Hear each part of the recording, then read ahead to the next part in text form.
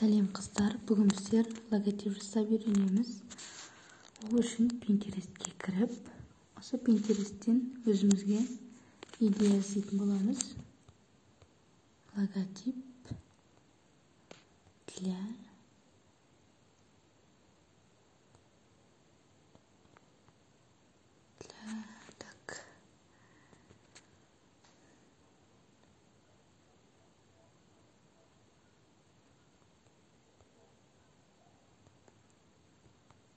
шығам екен осылай.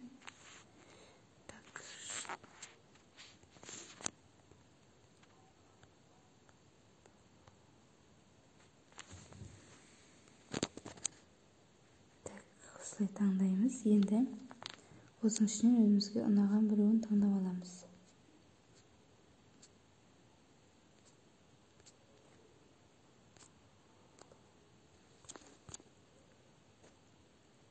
Мына логотипті алайық.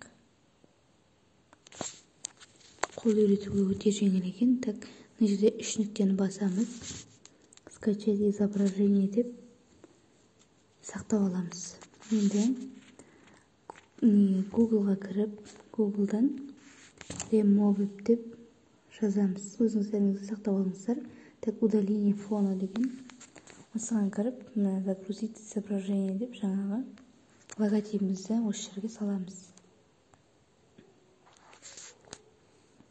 Міне біздерге біздің жаңағы логотипіміздің артындағы фон кесіп берді. Енді скачать етіп аламыз. Скачать етілді. Енді мына жерде студия деген программа бар. Сол программаға кіріп,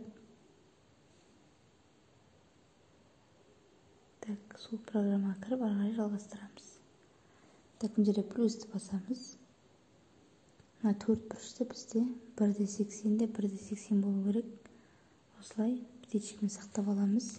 Енді мына жерде image деген жазу тұр. Соны басып, жаңағы логотипімізді келіп қоямыз осы жерге. Логотипімізді қойдық, үлкейттік.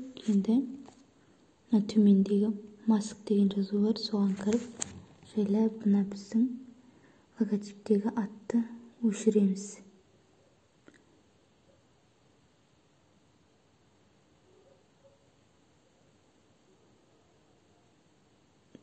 Өшірдік. Енді мына птичканы басып сохранить етемізде. Мына жерден текст дегенді алып, осы жерге өзіміздің швейеміздің атын жазамыз. Амина деп жазайық. Амина. Басып, осы жерден төмендегі шрифтер ауыстырамыз. Мынау келетін сияқты бізге. Амина дегенді мына жерге былай қоямыз. Осылай қойдық.